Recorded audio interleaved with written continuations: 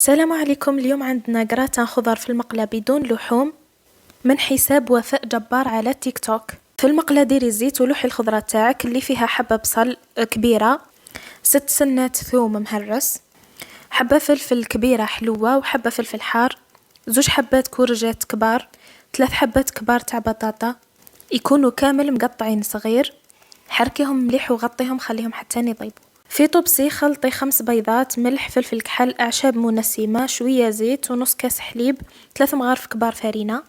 حركيهم مليح مليح وفرغيهم على الخضرات تاعك بعد ما تطيب، وخلطي كلش يتقاس بالبيض. سوي لها السطح تاعها وغطيها على نار هادية باش يطيب لك.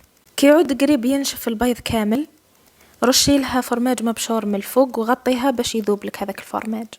كي تشوفيها طابت طفي.